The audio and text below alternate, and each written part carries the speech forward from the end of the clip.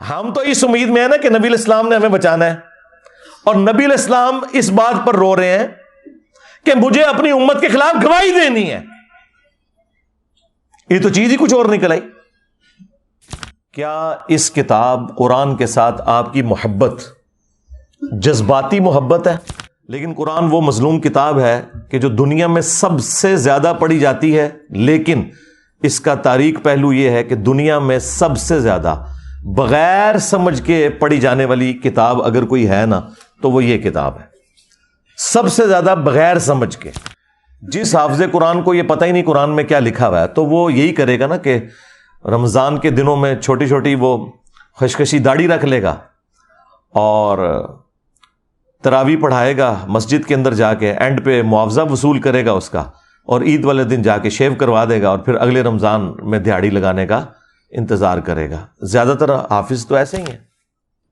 آج اگر کوئی غیر مسلم اسلام قبول کرنا چاہے یا اسلام کو سٹڈی کرنا چاہے اور ہم سے پوچھے بتاؤ تمہاری کتاب کون سی ہے، ہم اسے قرآن دیتے وقت یہ کہیں گے کہ یہ ہماری کتاب ہے، لیکن 50-50 چانسز ہیں، گمراہ بھی ہو سکتے ہو ہدایت بھی. کہ جی کول ہی رکھو. الحمدللہ رب العالمین والصلاة والسلام علی سید الانبیاء والمرسلین وعلی آلہ واصحابہ وازواجہ وامتہ اجمعین الی یوم الدین. یہ اللہ تعالیٰ نے شروع سے ہی دو اسکول آف تھاٹ دنیا میں رکھے ہیں. ایک وہ لوگ ہیں جو رحمان کے ماننے والے ہیں، دوسرے شیطان کے ماننے والے ہیں. اور یہ کشمکش تو انبیاء کرام علیہ السلام کی موجودگی میں بھی جاری رہتی ہے اور قیامت تک جاری رہے گی. اس میں ہم نے یہ دیکھنا ہے کہ ہم اپنی رسپانسبلٹی کیا پوری کر رہے ہیں. یہ بار بار کہنا کہ کافر مسلمانوں کے خلاف سازش کر رہے ہیں، تو کافروں کو سازش ہی کرنی چاہیے. مسلمان اس چیز کا رونا تو نہیں روئیں گے کہ یہ ہمارے خلاف سازش کیوں کر رہے ہیں. وہ ان کا کام ہے، انہوں نے کرنا ہے. آپ کے ذمہ اللہ تعالیٰ نے جو کام کیا ہے وہ آپ نے کرنا ہے، جو معذرت کے ساتھ ہم لوگ نہیں کر رہے. اس وقت پوری دنیا کے اندر جتنے بھی مسلمان روڈز پہ احتجاج کے لیے نکلے ہوئے ہیں، خواہ وہ غلط طریقے سے احتجاج کر رہے ہیں یا صحیح طریقے سے، ان سب مسلمانوں سے میرا سوال ہے، ایک ہی سوال: کیا اس کتاب قرآن کے ساتھ آپ کی محبت جذباتی محبت ہے، جو ایک ہندو کو بھی اپنی کتاب سے ہے، ایک کرسچن کو بھی اپنی کتاب سے ہے، ایک یہودی کو بھی اپنی کتاب سے ہے، ایک سکھ کو بھی اپنی کتاب سے ہے؟ تو وہ تو تمام ریلیجن کے ماننے والے لوگوں کو اپنی کتابوں کے ساتھ جذباتی محبت ہے. اس کے پیچھے کوئی علمی دلیل نہیں ہوتی سوائے اس کے کہ وہ ایسے خاندان میں پیدا ہوئے ہوتے ہیں کہ جن کا ریلیجن وہ ہوتا ہے. اگر تو یہ والی محبت ہے تو اس طرح کی محبت تو اللہ تعالیٰ کو نہیں چاہیے. اور اگر آپ کی واقعی اس کتاب کے ساتھ علمی محبت ہے، آپ نے پورے ہوش و حواس کے ساتھ اس کو ورڈ آف گاڈ مانتے ہوئے، اللہ کا کلام مانتے ہوئے ایکسیپٹ کیا ہے، اور محمد رسول اللہ صلی اللہ علیہ وآلہ وسلم کو خاتم النبیین مانا ہے، تو پھر آپ کی عقیدت اس دین کے ساتھ، اس کتاب کے ساتھ، وہ جذباتی نہیں بلکہ علمی ہونی چاہیے. جذباتی محبت تو پھر بھی ختم ہو جاتی ہے. علمی محبت جو آپ نے پورے وثوق کے ساتھ، دلائل کے ساتھ حاصل کی ہوتی ہے نا، وہ کبھی بھی ختم نہیں ہوتی. تو میرا تو اپنا پوائنٹ آف ویو یہ ہے کہ مسلمانوں کی اکثریت 99.99% لوگ قرآن حکیم کے ساتھ صرف جذباتی محبت رکھتے ہیں، علمی محبت نہیں رکھتے. اب آپ پوچھیں گے کہ اتنی بڑی سٹیٹمنٹ کے پیچھے دلیل کیا ہے؟ تو صرف ایک دلیل، اور وہ یہ ہے کہ کتنے مسلمان ہیں جنہوں نے قرآن کو اپنی نیٹو لینگویج میں ترجمے کے ساتھ پڑھا ہے، یہ جاننے کے لیے کہ میرا رب مجھ سے کیا چاہتا ہے. اگر تو یہ علمی محبت ہوتی تو یہ کام کر لیا جاتا. آپ کا کوئی دوست بھی فورن ملک سے اپنی لینگویج کے اندر خط لکھے تو آپ 50 بندے ڈھونڈیں گے جو آپ کو ترجمہ کر کے یہ بتائیں کہ وہ آپ سے کیا کہنا چاہ رہا ہے. کدھر ڈالر تو نہیں بھیج دیتے؟ یہ بھی ہو سکتا ہے نا کہ ہو سکتا ہے ریمیٹنس میرے لیے بھجوائیں اور مجھے پتہ نہ چل رہا ہو. لیکن قرآن وہ مظلوم کتاب ہے کہ جو دنیا میں سب سے زیادہ پڑھی جاتی ہے، لیکن اس کا تاریک پہلو یہ ہے کہ دنیا میں سب سے زیادہ بغیر سمجھ کے پڑھی جانے والی کتاب اگر کوئی ہے نا تو وہ یہ کتاب ہے، سب سے زیادہ بغیر سمجھ کے۔ اس وقت بمشکل 15 سے 20% مسلمان ہیں جو بائی برتھ عربی ہیں، باقی تو 85% کے قریب مسلمان جو ہیں وہ اجمی ہیں، ادر دین عرب ہیں، اور ان کی نیٹو لینگویج عربی نہیں ہے، اور ان میں سے بھی کتنے لوگ ہیں جو سیکھتے ہیں۔ تو اگر علمی محبت ہے مسلمانوں کی تو یہ جو پروٹیسٹ ہو رہا ہے یہ اپنی جگہ، سب سے پہلے تو اپنے خلاف پروٹیسٹ کریں نا، کہ ہم نے اس کتاب کے ساتھ کیا کیا ہے، ہماری عوام نے، ہمارے علماء نے۔ عوام نے اسے مردے بخشوانے کا ذریعہ مان لیا ہوا ہے، بس اس سے زیادہ کچھ نہیں ہے، یا زیادہ سے زیادہ کسی نے چھلانگ ماری تو ناظرہ، کسی نے تھوڑی لمبی چھلانگ ماری تو بچے کو حفظ کروا دیا، ایک طوطا بنا دیا جسے کچھ نہیں پتا، اور وہ اس امید میں ہے کہ یہ حافظ قرآن ہمیں ساتھ لے کے جائے گا۔ کتنے لے کے جائے گا یہ آگے جا کے پتہ چلے گا۔ بھائی یہ جو ابو داؤد کی حدیث المستدرک للحاکم میں جو حدیث موجود ہے، مشکات کے اندر بھی موجود ہے، حافظ قرآن کی فضیلت کے اعتبار سے وہ اس حافظ کے لیے جس نے قرآن کے حلال کو حلال اور حرام کو حرام جانا۔ جس حافظ قرآن کو یہ پتہ ہی نہیں قرآن میں کیا لکھا ہوا ہے تو وہ یہی کرے گا نا کہ رمضان کے دنوں میں چھوٹی چھوٹی وہ خشخشی داڑھی رکھ لے گا اور تراویح پڑھائے گا مسجد کے اندر جا کے، اینڈ پہ معاوضہ وصول کرے گا اس کا، اور عید والے دن جا کے شیو کروا دے گا، اور پھر اگلے رمضان میں دیہاڑی لگانے کا انتظار کرے گا۔ زیادہ تر حافظ تو ایسے ہی ہیں، اور جو آپ کو باعمل حافظ قرآن نظر آ رہے ہیں تو ہمارے علماء کا بھی باعمل ہونا یہ ہے کہ کوئی پگڑی یا داڑھی رکھ لے اور شلوار ٹخنوں سے اوپر کر لے یا ہاتھ میں تسبیح پکڑ لے۔ یہ تو ایک چھوٹا سا جز ہے عمل کا۔ باعمل حافظ قرآن یہ ہے کہ جو قرآن کی تعلیمات کو منوان اسی طریقے سے تسلیم کرتا ہے اور اس پر عمل کرتا ہے۔ تو عمل تو اسی صورت میں کرے گا نا جب اسے پتا ہوگا کہ قرآن کے اندر کیا لکھا ہوا ہے۔ جب مسلمان کو یہ پتہ ہی نہیں قرآن میں کیا لکھا ہے، اس نے عمل کہاں سے کرنا ہے؟ اب جن لوگوں کو سمجھ تھی، یعنی علماء کا طبقہ جن کا کام تھا کہ وہ عوام الناس کو دین سکھاتے،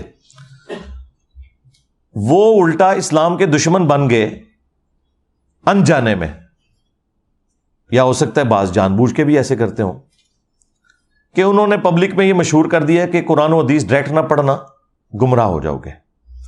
آپ مجھے ایمانداری کے ساتھ بتائیں کہ اگر یہ جملہ کوئی کافر بولے، جیوز میں سے، کرسچنز میں سے، ہندوؤں میں سے، کہ یار قرآن ڈائریکٹ نہ پڑھنا، گمراہ ہو جاؤ گے، تو ہم اس کی شکل دیکھ کے یہ فیصلہ کریں گے اچھا یہ ہندو ہے نا اس لیے مجھے کہہ رہا ہے، تو ہم اس کے ساتھ لڑ پڑیں گے کہ تو قرآن کا دشمن ہے۔ لیکن یہ جو مسلمان نما کافر ہر جمعے کو ممبر پہ چڑھتا ہے اور دنیا میں ملینز آف یہ کفار کے ایجنٹ مولویوں کی شکل میں ممبروں پہ چڑھے ہوئے ہیں، اور آپ کو یہ کہتے ہیں قرآن و حدیث ڈائریکٹ نہیں پڑھنا، آپ گمراہ ہو جاؤ گے، اس پہ تو آپ سبحان اللہ کہہ رہے ہوتے ہیں۔ اس پہ تو میں نے یہ آواز بلند کی ہے نا ان کے خلاف، باقی تو سارے گونگے شیطان ہی بنے رہے ہیں، یہ دبے الفاظ میں بات کرتے ہیں، جی علماء سے جا کے سیکھیں۔ علماء نے تو خود قرآن نہیں سیکھا ہوا۔ اور پھر مجھے نہیں سمجھ آتی کہ یہ پبلک کے اندر انہوں نے کیوں مشہور کر دیا ہے کہ جی قرآن ڈائریکٹ نہیں پڑھنا۔ بھئی قرآن کوئی بھی ڈائریکٹ نہیں پڑھتا، آج تک کسی نے قرآن ڈائریکٹ نہیں پڑھا۔ ایک مسلمان اردو لنگوسٹک والا جب احمد بریلوی صاحب کا ترجمہ پڑھتا ہے تو وہ قرآن ڈائریکٹ کہاں سے پڑھ رہا ہے؟ وہ تو احمد بریلوی صاحب سے قرآن پڑھ رہا ہے۔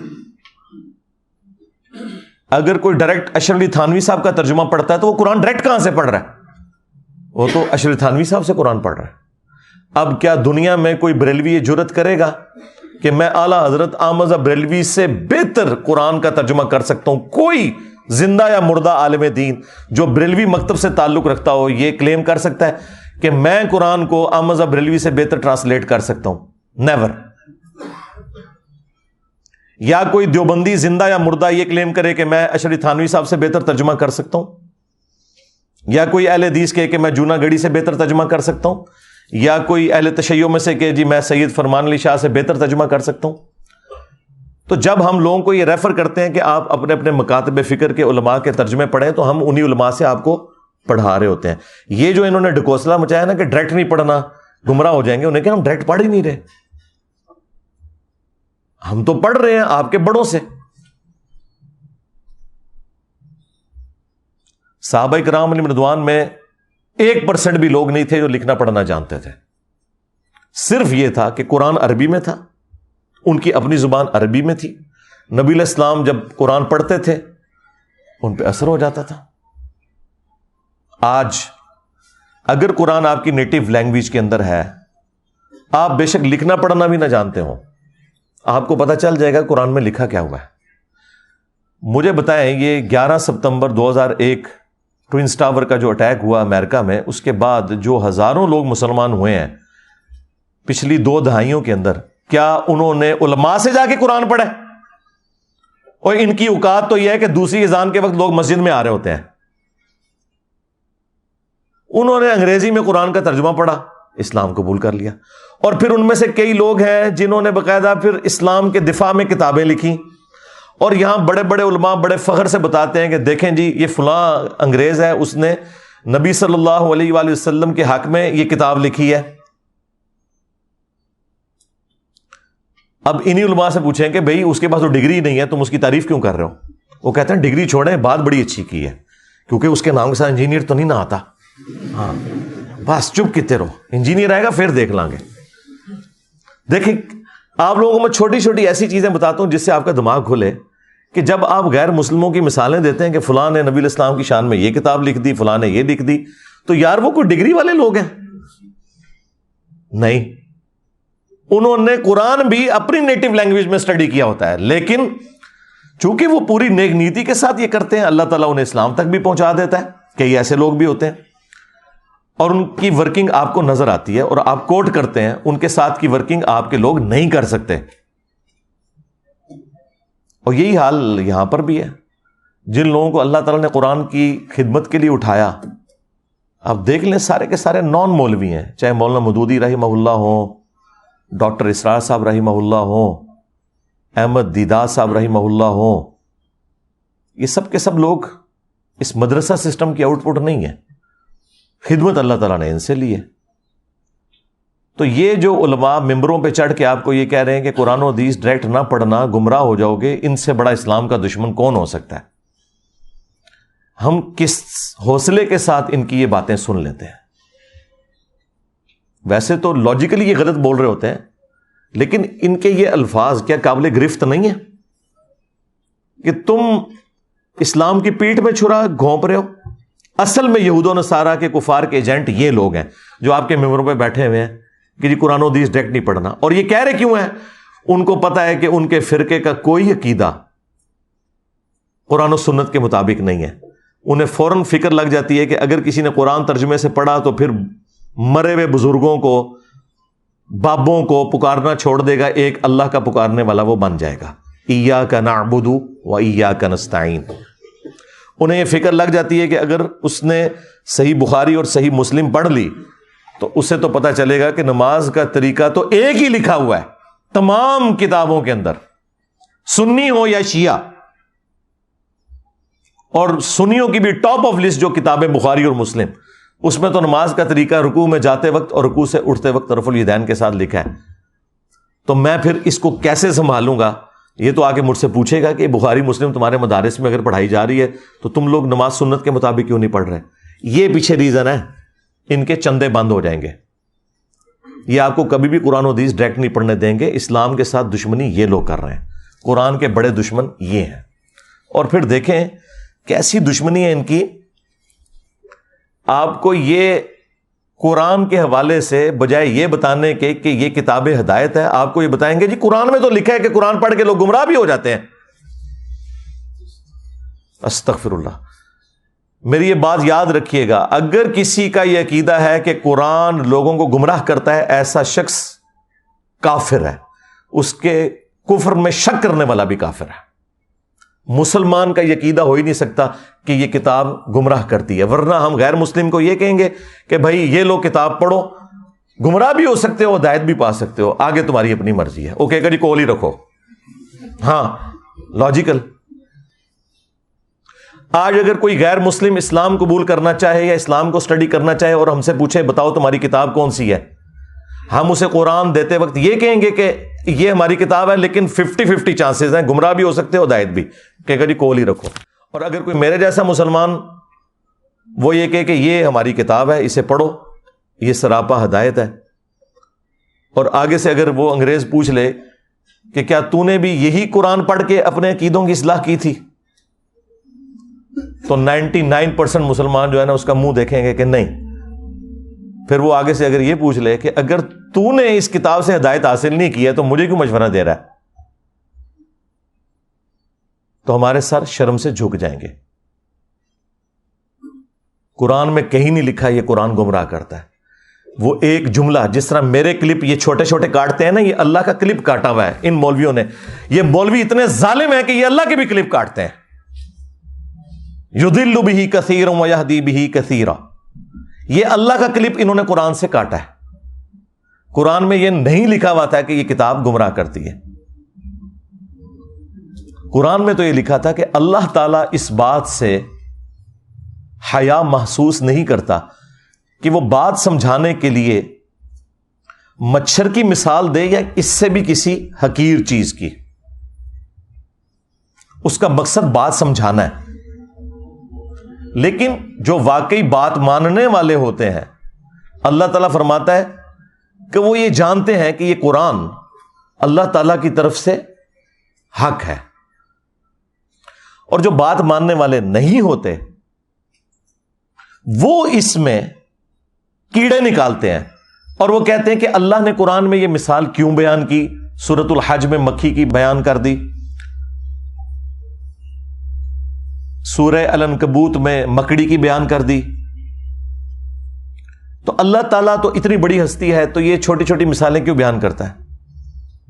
تو اس کے جواب میں اللہ تعالیٰ نے فرمایا کہ جو اہل ایمان ہے وہ تو جانتے ہیں کہ یہ حق ہے تیرے رب کی طرف سے، کیونکہ اس کا مقصد بات سمجھانا ہے.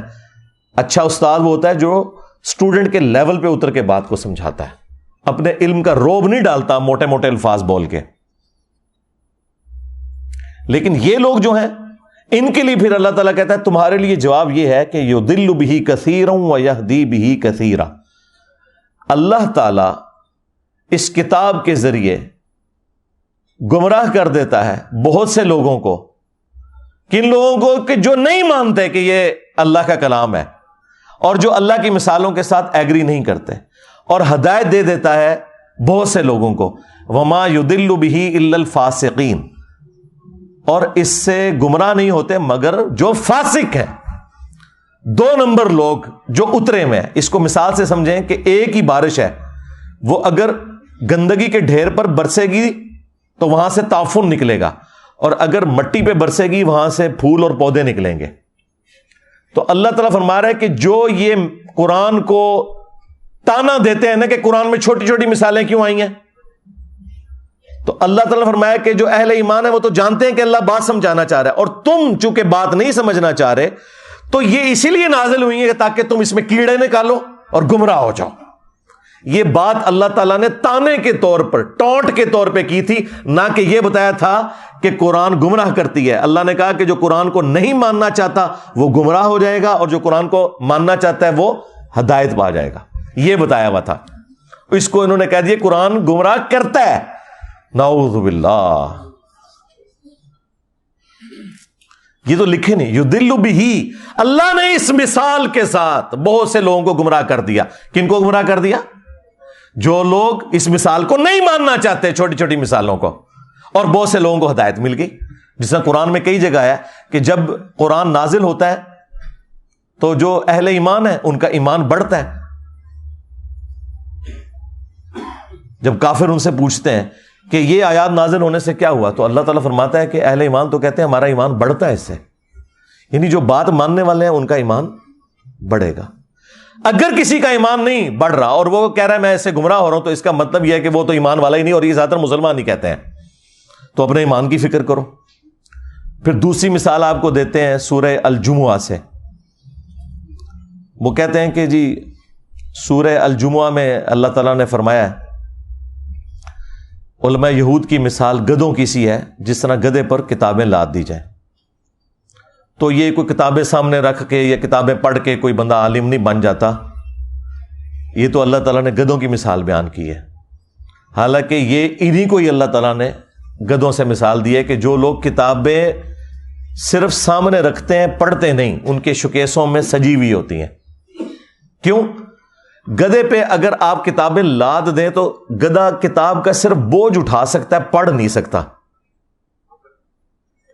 تو اللہ نے علماء یہود کو کہا کہ تم نے بھی ان کتابوں کا بوجھ اٹھایا ہوا تھا کئی صدیوں سے، تمہیں پتا تھا کہ اس کتاب کے اندر آخری پیغمبر کی پیشگوئیاں لکھی ہیں، لیکن جب وہ پیغمبر آئے ہیں تم ان کے انکاری ہو گئے ہو۔ تو تمہاری مثال ان گدھوں کی سی ہے کہ جن پہ کتابیں لدی ہیں، تم نے وہ کتاب پڑھ کر اس پیغمبر کو نہیں پہچانا۔ کتاب پڑھنے والوں کو تانا نہیں دیا اللہ نے، نہ پڑھنے والوں کو گدھے کا ہے، یعنی آپ کے بھی علماء کو جنہوں نے شوکیسوں میں سجائی ہوئی اور کہتے ہیں قرآن حدیث ڈائریکٹ نہ پڑھنا گمراہ ہو جاؤ گے۔ یہ مثال تو ان علماء کی بیان ہوئی ہے کہ انہوں نے گدھے کی طرح بوجھ کتابوں کا اٹھایا۔ آج تک کسی نے بخاری مسلم سے نماز کا طریقہ نہیں اپنی پبلک کو بتایا، تو گدھو تم نے یہ بوجھ ہی اٹھایا ہوا ہے بخاری مسلم کا، اس پہ پڑھ کے عمل نہیں کیا، جس طرح علماء یہود نے نبی صلی اللہ علیہ وآلہ وسلم کی پروفیسیز دیکھ کر ان پر عمل نہیں کیا تھا، الٹا رسول اللہ کے مخالف بن گئے تھے۔ آج تم بھی اسلام کی پیٹھ میں چھرا گھونپ رہے ہو، یہ مطلب ہے اس کا۔ جی گدھوں کی مثال آئی ہے اور گدھوں تمہاری مثال آئی ہوئی ہے، اور یہ گدھے کی مثال بخاری مسلم میں نبی الاسلام نے اپنے امت کے واعظین ان مولویوں کے بارے میں بھی فرمایا کہ میں نے کولو کا جس طرح گدھا ہوتا ہے نا، جس طرح بیل ہوتا ہے نا، اس طرح گدھا بھی ہوتا تھا اگلے زمانوں میں، اس طرح میں نے جہنم میں ایسے لوگوں کو جو لوگوں کو نیکی کا حکم کا کہتے تھے خود کو نہیں عمل کرتے تھے، یعنی کہ مولوی طبقہ علامہ پاڑے والا، تو ان کو میں نے انتڑیوں کے گرد، اپنی انتڑیوں کے گرد جہنم میں چکر لگاتے ہوئے دیکھا ہے گدھے کی مانند۔ تو نبی الاسلام نے انہیں گدھے کی مثال بیان کیا ہے، قرآن نے بھی کیا ہے، نبی الاسلام نے بھی کیا ہے۔ قرآن نے تو علماء سو کو کتا کہا ہے۔ سورۃ الاعراف کی آیت نمبر 175 اور 176 میں بلعام بن باعورہ جو ایک یہودی عالم تھا، تفصیل اس کی المستدرک للحاکم میں موجود ہے، اللہ نے علم دیا تھا لیکن پستی میں گر گیا، دنیا کا کتا بن گیا۔ اچھا وہ چندوں کے چکر میں پڑ گیا، اللہ نے کہا کہ ہم نے اسے علم دیا تھا لیکن وہ دنیا کا طلبگار ہو گیا۔ اب اس کی مثال کتے کی سی ہے، جس طرح کتا ہر وقت زبان باہر نکالے ہوتا ہے، چاہے اس کے پیٹ میں کچھ ہو یا نہ ہو، اس پہ بوجھ ڈالیں نہ ڈالیں، اس کی رالیں ٹپکتی رہتی ہیں نا، اس طرح اس کی رالیں ٹپکتی ہیں، یہ چندہ بک لے کے پھرتا رہتا ہے۔ آج کے دور میں قرآن پہ، سنت پہ، انبیاء کرام علیہ السلام کی تعلیمات پر عمل کرنے والوں کو اللہ تعالیٰ نے کبھی بھی قرآن میں برا نہیں کہا، ہمیشہ ان کو کہا کہ جو نام لے کر اس پہ عمل نہیں کر رہے، یعنی علماء سو۔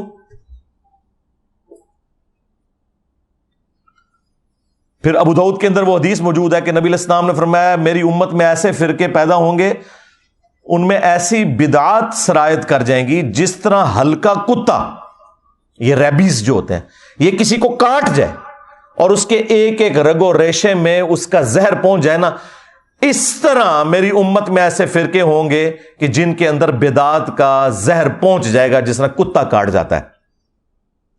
اب میں آپ سے پوچھوں گا یہ کون سا کتا ہے جو کاٹ جائے تو آپ کے جسم کے اندر مذہب کے پوائنٹ آف ویو سے نیگیٹو چیزیں انجیکٹ ہو جاتی ہیں؟ ظاہر ہے کسی کرکٹر، فٹ بالر، اسکواش کے پلیئر کے کاٹنے سے تو ایسا نہیں ہوگا، مولوی کے کاٹنے سے ہی ہوگا نا، کیونکہ دین کا کسٹوڈین اور دین سکھانے والا کون ہے؟ مولوی۔ تو یہ ہلکا کتا کون ہے؟ اور اگر آپ کو یقین نہ آئے تو آپ بریلویوں سے پوچھ لیں کہ دیوبندیوں کے علماء کیا ہیں، وہ کہیں گے بلعام بن باعورہ۔ ہاں، دیوبندیوں سے پوچھیں، کہیں گے بریلویوں کے علماء بلعام بن باعورہ۔ تو میں جو بات کر رہا ہوں اس کے اوپر اجماع امت ہے، ہاں ذہن میں رکھیے گا، میں نے کوئی ایسی بات نہیں کی ہے کہ جس کے اوپر اتفاق نہ ہو۔ وہ اپنی اینک لگا کے دیکھ رہے ہوتے ہیں نا، اس لیے ان کو برا لگ رہا ہوتا ہے۔ آپ کسی بھی مسلمان سے پوچھیں کہ یہ قرآن حکیم میں جو اللہ نے مختلف جگہ پہ فرمایا ہے کہ جو گمراہی کے پیشواں ہیں یہ اپنے ماننے والوں کو اپنے ساتھ جہنم میں لے کے جا رہے ہوں گے، تو اگر کسی بریلوی سے پوچھیں کیا اس سے مراد احمد صاحب بریلوی صاحب ہوں گے، کہے گا نہیں نہیں نہیں، یہ تو دیوبندیوں کے بارے ہے۔ دیوبندیوں سے پوچھیں وہ کہیں گے احمد صاحب بریلوی کے بارے میں۔ اور یہ کہتے ہیں، وہ کتابوں میں بھی لکھا ہے. نہ تسلی ہو تو المحند علی المفند اور حسام الارمین پڑھ کے آپ دیکھ لیں. شیطانی لشکر کہہ دیا ہے، کتا تے شاہی کوئی نہیں، شیطانی لشکر. شیطان سے بڑا تو اللہ کا کوئی دشمن نہیں نا اس پلانٹ ارتھ پہ، اس کائنات کے اندر سب سے بڑا گمراہ شخص اگر کوئی ہے نا، شیطان ہے. تو یہ سارے ایک دوسرے کو کہتے ہیں، صرف ہم نے اس کو ایکسپوز کر دیا ہے پبلک کے سامنے کہ ان کا پوائنٹ آف ویو کیا ہے. آج بھی یہ لوگ سوچ رہے ہوں گے کہ دیکھو مسئلہ سویڈن ہی جو ہے تو انجینئر صاحب ساڑھے مگر پہ گئے ہیں. اس لیے پڑھے ہیں کہ بھائی ان کی دشمنی تو سب پہ عیاں ہے، پوری دنیا کے لوگ انہیں برا کہہ رہے ہیں. تم لوگ جو ہے نا عزتیں اویل کر رہے ہو اللہ رسول کے نام کے اوپر، تمہارے جو چہروں کے اوپر میک اپ ہے نا، یہ تو میں نہیں اتارنا ہے نا، ان سے ہمیں کم تکلیف ہے. تم نے ہماری نسلیں خراب کر دی، ہمارے آباء و اجداد کو جہنم میں پہنچایا تم لوگوں نے. قرآن و سنت کے نام پہ جو تم بتاتے رہے، جو چورن بیچتے رہے، وہ ہمارے بڑے یہی سمجھتے رہے یہی قرآن و سنت میں لکھا ہوا ہے. اس نے تو دنیاوی طور پر قرآن کو آگ لگانے سے کیا قرآن ختم ہو جائے گا؟ زیادہ سے زیادہ ہمیں ایک تکلیف ہوئی ہے نا تو ہم اس کا اظہار کریں گے. تو مجھے بتائیں کتنے مسلمان ہیں جنہوں نے یہ آگ لگائے جانے والے واقعے کے بعد آ کے وی لاگ بنایا کہ ہاں بھائی آج کے بعد میں 5 وقت نماز پڑھوں گا، میں داڑھی رکھوں گا، اور آج سے ہی میں قرآن ترجمے سے پڑھوں گا، اور میں دیکھوں گا کہ میرے رب نے مجھ سے کیا کہا ہے. تم نے میری اس کتاب کو آگ لگائی ہے، میں آج سے اس کتاب کے مطابق عمل شروع کر دوں گا. ایک کوئی گل کر کے دسے، کوئی نہیں کرتا. نہ کوئی عالم، نہ کوئی وائز کسی کو کہے گا کہ تم ایسا کرو، کیونکہ کتی چورا نہ رلی ہوئی ہے. ہاں، گھر کی حفاظت کے لیے کتا رکھا جاتا ہے نا، اگر وہ چوروں کے ساتھ مل جائے تو پھر اس گھر کی حفاظت نہیں ہوتی. آپ کے بھی یہ علماء سو جن کو قرآن میں کتا کہا گیا، جنہیں سنن نبی داؤد میں نبی الاسلام نے کتا کہا، جنہیں قرآن میں گدھا کہا گیا، جنہیں بخاری مسلم میں نبی الاسلام نے گدھا کہا، یہ بھی مل گئے ہوئے ہیں ان کے ساتھ. قرآن و حدیث ڈائریکٹ نہ پڑھنا گمراہ ہو جاؤ گے، قرآن و حدیث ڈائریکٹ نہ پڑھنا گمراہ ہو جاؤ گے. اور اس بات کے اوپر کسی کی جرت ہی نہیں ہوتی کہ بولے، کہ ان کو للکارے کہ یار یہ کیا بات تم کر رہے ہو، یہ اسلام کے ساتھ دشمنی کر رہے ہو. کیا یہ قرآن و حدیث میں کہیں لکھا ہوا ہے کہ قرآن و حدیث ڈائریکٹ نہ پڑھنا گمراہ ہو جاؤ گے؟ وہ ایک آیت تھی انہوں نے جو میں نے اس کا بھی کھول دیا کہ وہ اللہ تعالیٰ کا کلپ کاٹا ہوا ہے انہوں نے. اللہ نے کہا جو قرآن کو نہیں مان رہے وہ گمراہ ہو جائیں گے، اور جو اہل ایمان ہے وہ تو کہتے ہیں یہ حق ہے. یہ ساتھ ہی لکھا ہوا ہے اسی آیت کے اندر، یہ کلپ کاٹا ہوا ہے انہوں نے. پرانی عادتاں نے نا جی، پوتڑیاں دے بگڑے نے. انجینئر صاحب دے کلپ نہیں کاٹ رہے، انہوں نے اللہ دے بھی کلپ کٹے ہوئے نے. یضل بہ کثیرا. اور ظالم انسان، کیا تجھے قرآن میں یہ آیت نظر نہیں آئی تھی؟ شہر رمضان الذی انزل فیہ القرآن، رمضان کا مہینہ وہ ہے جس میں قرآن نازل ہوا. ھدی للناس، پوری انسانیت کے لیے ہدایت ہے. وبینات من الہدی، اور اس میں ہدایت کے روشن دلائل ہیں. والفرقان، اور یہ کتاب حق اور باطل میں تمیز کرنے والی کتاب ہے. ھدی للناس، پوری انسانیت کے لیے،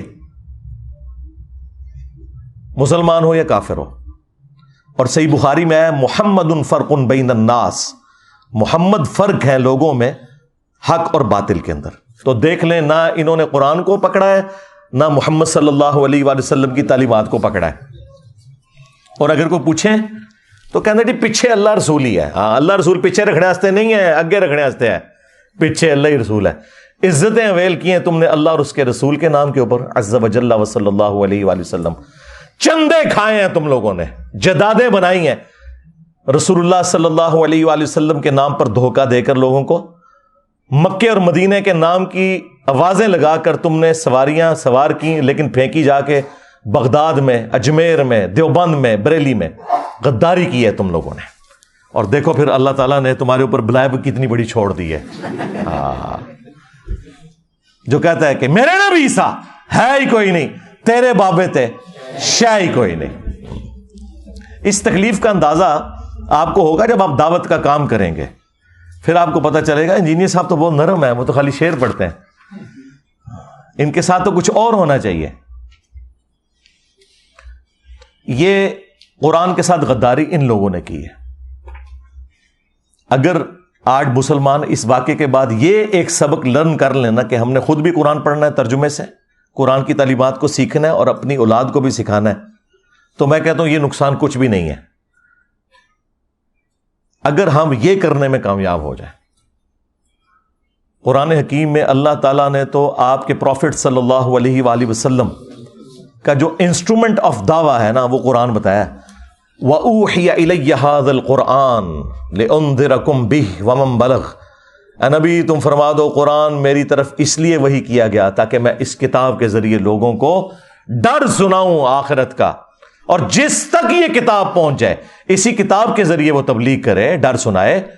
یعنی جو دعوت و تبلیغ کے لیے سلیبس ہے وہ قرآن ہے، فضائل اعمال یا فضائل سنت نہیں ہے، قرآن ہے۔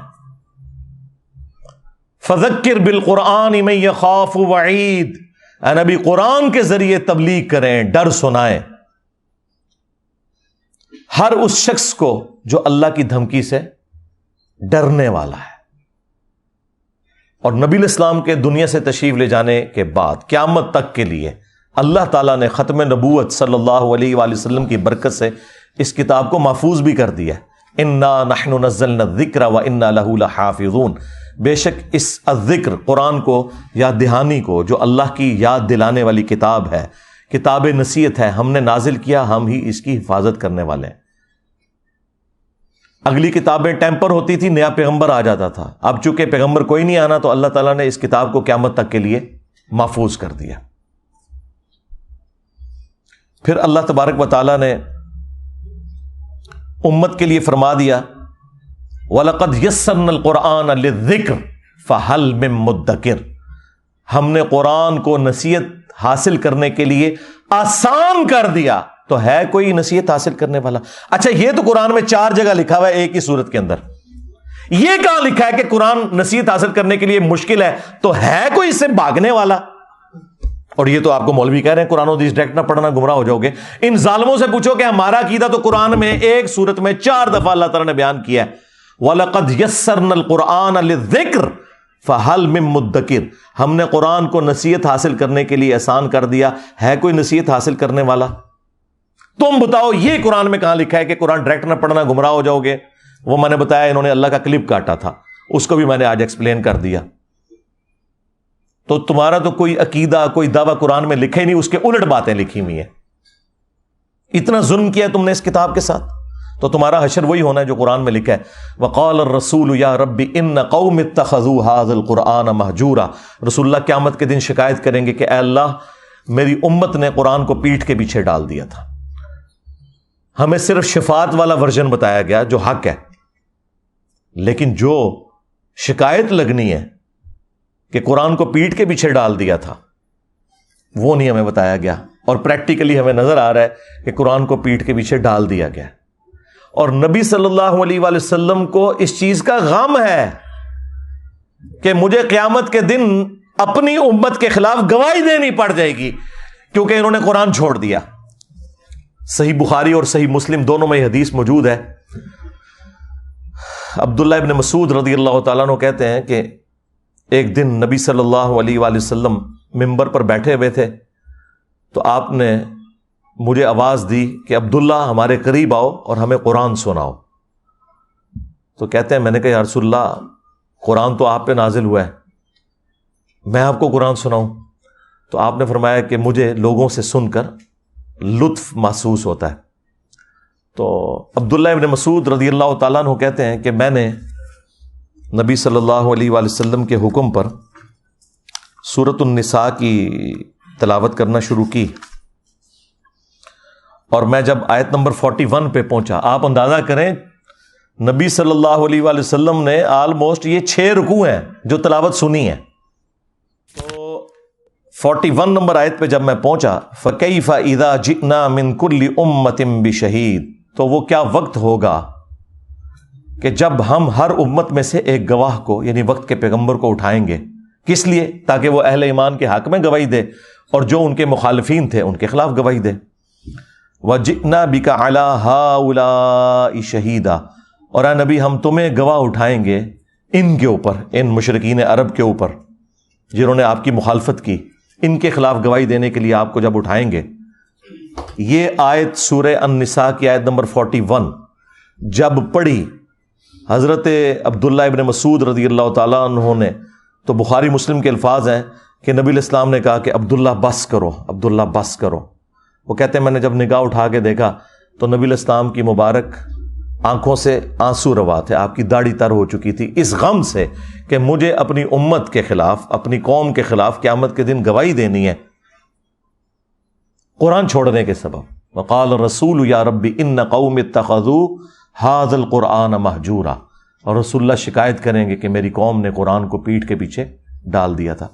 اچھا دیکھیں، ہم لوگ یہ کہتے ہیں یا اللہ جو کچھ بھی ہیں تیرے محبوب کی امت سے ہیں، اور محبوب نہ رو رہے ہیں ہماری وجہ سے. ہم تو اس امید میں ہیں نا کہ نبی علیہ السلام نے ہمیں بچانا ہے، اور نبی علیہ السلام اس بات پر رو رہے ہیں کہ مجھے اپنی امت کے خلاف گواہی دینی ہے. یہ تو چیز ہی کچھ اور نکل آئی. کتنی حیران کن بات ہے. یعنی اس کا مطلب ہے عقل نہ ہوئے تھے موجیں ہی موجاں، عقل ہوئے تھے سوچیں ہی سوچا. نبی علیہ السلام کو چونکہ پتا تھا کہ آخرت کا معاملہ کتنا سخت ہے، آپ تو رو رہے ہیں کہ یہ تو رگڑے جائیں گے، اللہ تعالیٰ نے جب اٹھانا ہے تو اللہ کا تو کوئی رشتہ دار نہیں ہے، اور مجھے اللہ نے جب گواہی کے لیے تو نبی علیہ السلام نے تو جھوٹ نہیں بولنا، بتا دینا ہے کہ امت نے کیا کیا ہے. اور امت کہہ رہی ہے جو کچھ بھی ہے تیرے محبوب کی امت سے ہیں. تو محبوب سے بھی پوچھ لو انہوں نے آپ کے ساتھ کیا کرنا ہے. بخاری مسلم دونوں میں حدیث ہے، نبی علیہ السلام نے فرمایا کہ دیکھنا کہیں ایسا نہ ہو کہ قیامت کے دن کوئی شخص اپنی گردن پہ اپنا اونٹ اٹھائے ہوئے ہو اور وہ چیخ رہا ہو اغثنی یا رسول اللہ، یا رسول اللہ میری مدد کیجئے، میں تمہارے کچھ کام نہیں آؤں گا، میں نے دنیا میں تمہیں بتا دیا تھا اگر تم نے اونٹ کی زکوٰۃ نہیں ادا کی، اللہ کا حق ادا نہیں کیا تو یہ اونٹ تمہاری گردن پہ سوار ہوگا. جب تم قیامت کے دن مجھے پکارو گے نا اغثنی یا رسول اللہ. اور یہ میں آپ کو بتاؤں یہ بریلویوں نے باقاعدہ بیج بنایا ہوا تھا، یہ میں نے میٹرک میں یہاں لگایا ہوتا تھا اغثنی یا رسول اللہ، اور یہ پتہ ہی نہیں تھا کہ اغثنی یا رسول اللہ کا جواب آگے سے کیا آنا ہے. پھر آپ نے ایک ایک چیز کا ذکر کیا کہ کسی کے گردن کے اوپر گائے سوار ہو، کسی کی گردن کے اوپر بکری سوار ہو، اور اس نے اس کا حق نہیں دیا. اور یہ تو بات ہو رہی ہے صرف زکوٰۃ کی، نماز تو چھڈ ہی دو سرکار، جنہیں نماز نہیں پڑھی ہوئی وہ تو ویسے ہی فارغ ہے. اور ہم نبی صلی اللہ علیہ وآلہ وسلم کے اوپر امید لگا کے بیٹھے ہوئے ہیں. آپ نے تو شکایت کرنی ہے. بخاری اور مسلم دونوں میں حدیث موجود ہے، بخاری میں موقوفاً ہے، صحیح مسلم میں تفصیل کے ساتھ ہے کہ نبی علیہ السلام جب بھی خطبہ دیتے آپ کی آنکھیں سرخ ہو جاتی، آواز بلند ہو جاتی، غصے میں اضافہ ہو جاتا جیسے کوئی جرنیل اپنی فوج کو تیار کر رہا ہے. اور آپ ہر تقریر سے پہلے کہتے اما بعد فإن خیر الحدیث کتاب اللہ، آگاہ ہو جاؤ حمد و صلات کے بعد کہ سب سے بہترین کلام اللہ کی کتاب ہے. وخیر الہدی ہدی محمد صلی اللہ علیہ وآلہ وسلم، اور سب سے ہدایت یافتہ راستہ محمد صلی اللہ علیہ وآلہ وسلم کا ہے. وشر الامور محدثاتها، اور بدترین کام وہ ہیں جو خود سے دین میں داخل کر دیے جائیں. اور اس طرح کے تمام کام بدعتیں ہیں، تمام بدعتیں گمراہیاں ہیں، اور تمام گمراہیاں جہنم میں لے جانے والی ہیں. تو نبی علیہ السلام کی تقریر کا آغاز ہی یہ ہوتا تھا کہ سب سے بہترین کلام اللہ کی کتاب ہے، اس کے ساتھ اپنے آپ کو آپ نے جوڑنا ہے. بخاری اور مسلم دونوں میں حدیث ہے کہ اللہ تعالیٰ نے ہر نبی کو کوئی نہ کوئی معجزہ دیا تھا جس کی وجہ سے لوگ اس پر ایمان لاتے تھے. مجھے اللہ تعالیٰ نے وحی کا معجزہ دیا ہے، یعنی قرآن. میں اللہ سے امید کرتا ہوں کہ قیامت کے دن سب سے زیادہ متبعین میری امت سے ہوں گے. کس وجہ سے؟ کہ میرا معجزہ سب سے بڑا ہے، یعنی قرآن کا معجزہ.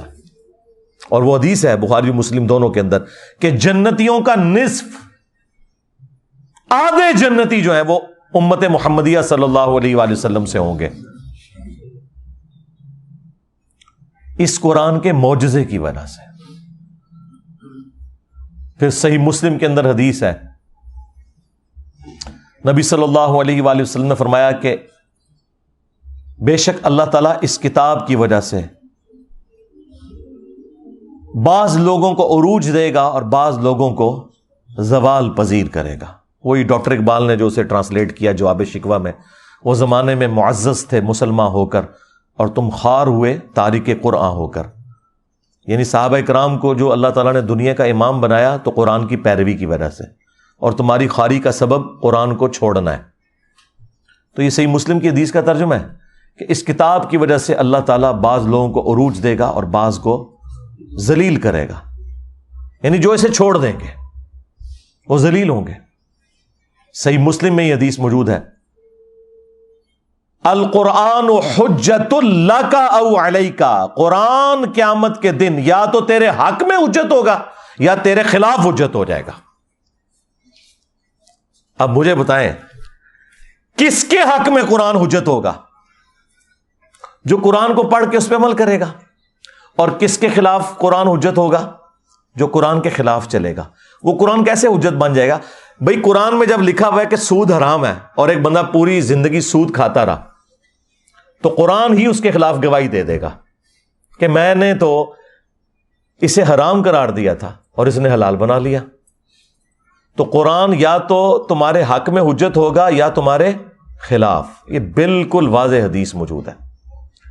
اور پھر جو صحیح مسلم کی اوپر تلے 4 احادیث 6225 سے لے کر 6228 تک غدیر خم کی حدیث، وہ تو میں کہتا ہوں اس پلانٹ ارتھ پہ اس سے زیادہ تعریفی کلمات کسی بھی حدیث کے اندر موجود نہیں ہیں قرآن کے حق میں جو غدیر خم کی حدیث ہے. اور وہ نبی الاسلام نے اپنی وفات سے آلموسٹ 1.5 مہینے پہلے وہ خطبہ دیا ہے. حجۃ الوداع سے آپ واپس آ رہے تھے، خم نامی گاؤں میں پانی کے لیے پڑاؤ کیا. وہاں پہ نبی صلی اللہ علیہ وآلہ وسلم کے لیے اونٹ کے پالان کا ممبر لگایا گیا. آپ اس پر چڑھے اور آپ کی گفتگو ہی کنکلوڈنگ ہے، اے لوگو آگاہ ہو جاؤ، میں بھی ایک انسان ہوں، قریب ہے کہ اللہ کا قاصد یعنی موت کا فرشتہ میرے پاس آئے اور میں اس کی دعوت قبول کر لوں. میں اپنے بعد تم میں 2 بھاری چیزیں چھوڑ کے جا رہا ہوں. ان میں سے پہلی چیز اللہ کی کتاب ہے، اس میں ہدایت ہے، اس میں نور ہے. تم اللہ کی کتاب کو پکڑو. اللہ کی کتاب اللہ کی رسی ہے، جو اسے پکڑے گا وہ ہدایت پر ہوگا، جو چھوڑ دے گا گمراہ ہو جائے گا. یہ آپ ذرا جملے 7-8 گنے نا، اتنے تعریفی کلمات کسی بھی صحیح حدیث کے اندر قرآن کے لیے نہیں آئے. اور پھر زید بن ارقم کہتے ہیں کہ نبی علیہ السلام ہمیں ترغیب دلاتے رہے، اللہ کی کتاب، اللہ کی کتاب، اللہ کی کتاب کو میرے بعد پکڑ لینا. اور فرمایا دوسری بھاری چیز میرے اہل البیت ہیں، میں اپنے اہل البیت کے معاملے میں تمہیں اللہ کا خوف دلاتا ہوں، میرے بعد ان کے ساتھ حسن سلوک کرنا. یہ آپ نے 3 دفعہ جملے کو ریپیٹ کیا، میں اپنے اہل البیت کے معاملے میں تمہیں اللہ کا خوف دلاتا ہوں، میں اپنے اہل البیت کے معاملے میں تمہیں اللہ کا خوف دلاتا ہوں. امت بالکل الٹ چلی ہے، نہ قرآن کو پکڑا ہے ہدایت کے لیے اور نہ اہل بیت کو زندہ چھوڑا ہے. حالانکہ قرآن کو پکڑنا تھا اور اہل بیت کے ساتھ حسن سلوک کرنا تھا. اور اس میں واضح الفاظ آئے قرآن اللہ کی رسی ہے. وہ جو قرآن میں ہے نا وَاعْتَصِمُوا بِحَبْلِ اللَّهِ جَمِيعًا وَلَا تَفَرَّقُوا، تم سب کے سب مل کر اللہ کی رسی کو مضبوطی سے پکڑ لو اور فرقوں میں مت بٹو. ہر کوئی اپنی تشریح کرتا تھا رسی کی. قرآن کی اس آیت کی تشریح نبی علیہ السلام نے خود کی ہے کہ یہ قرآن کے بارے میں ہے کہ یہ اللہ کی رسی ہے، کامن بانڈ مسلمانوں میں.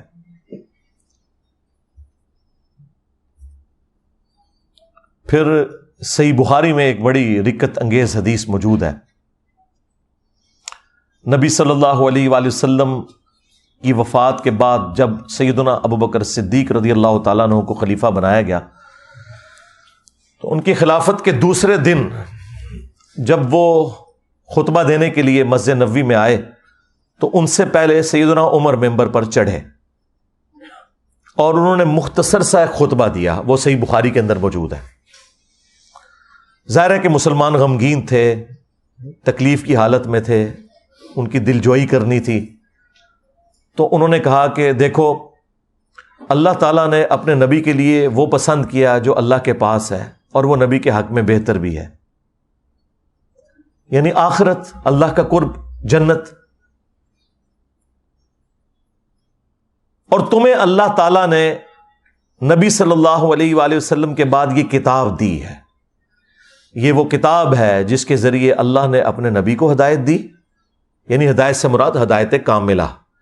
ڈیٹم لیول کی ہدایت تو پیغمبر پیدائش سے لے کے وفات تک اللہ تعالیٰ کی حفاظت میں ہوتے ہیں، لیکن اعلیٰ درجے کی ہدایت جو قرآن میں ہے نا، وَوَجَدَكَ ضَالًّا فَهَدَىٰ، اے نبی ہم نے آپ کو اپنی محبت میں خود رفتہ پایا تو ہدایت کے اعلیٰ ترین درجے پر پہنچا دیا۔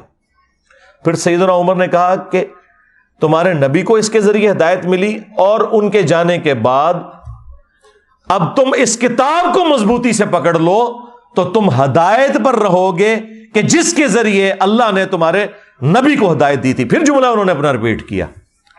یہ بخاری کی جو حدیث ہے، میں نے آج تک نہ کسی کتاب میں پڑھی، نہ کسی عالم کے واعظ میں سنی، اور میں بارہا اس حدیث کو بیان کر چکا ہوں، اس لیے تاکہ آپ کو صحابہ کرام کا عقیدہ پتہ چلے کہ وہ بھی نبی الاسلام کے بعد وصی رسول قرآن کو مانتے تھے۔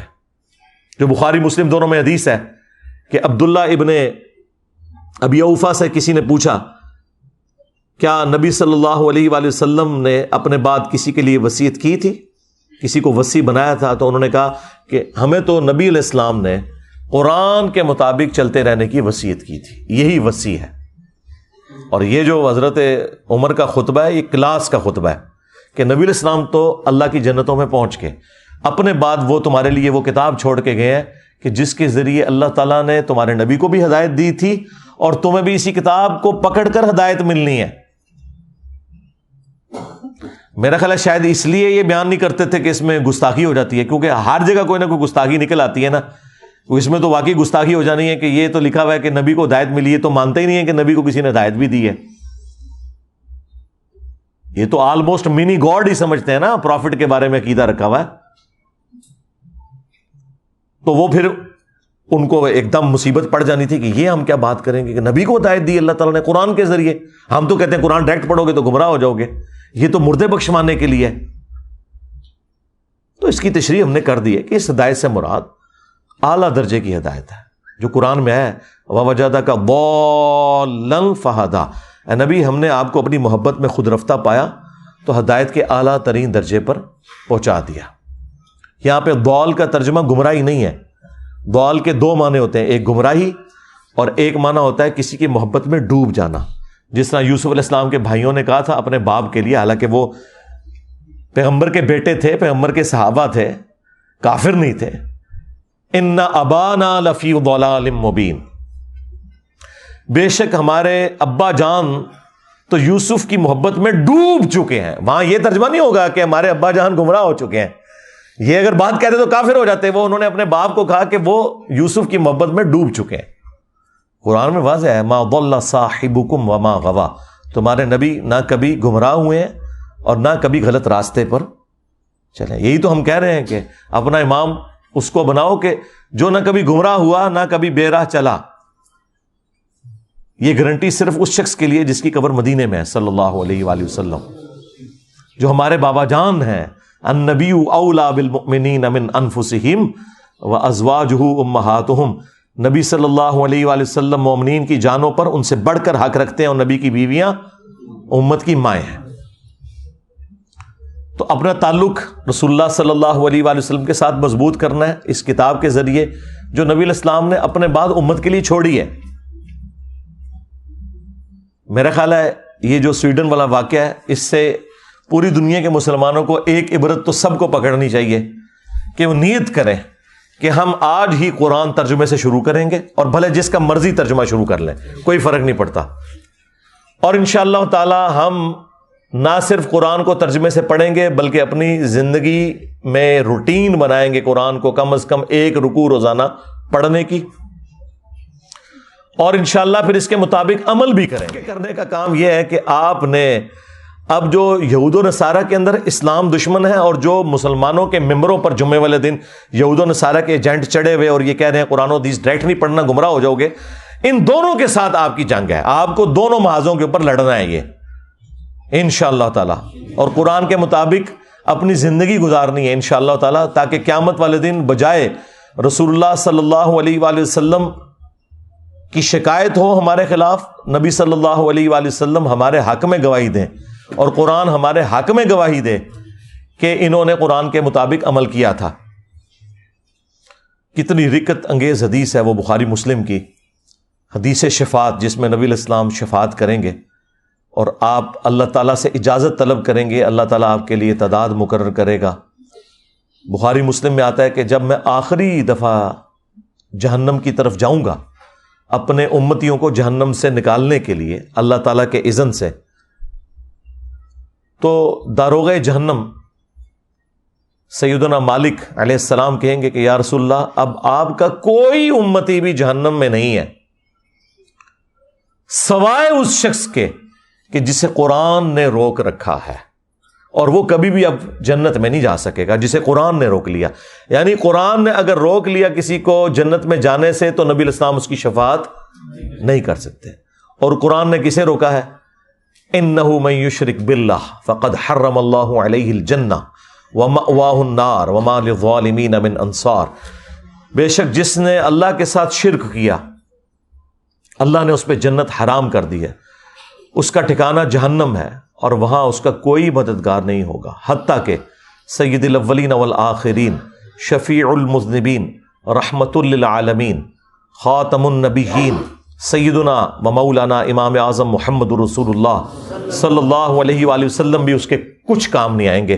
بخاری مسلم دونوں میں حدیث ہے، اللہ تعالیٰ نے ہر نبی کو ایک مقبول دعا دی تھی جو اس نے دنیا ہی میں کر لی، اسی دعا کی وجہ سے قوم نوح بھی برباد ہوئی، حضرت نوح علیہ السلام نے دنیا میں وہ دعا کر لی۔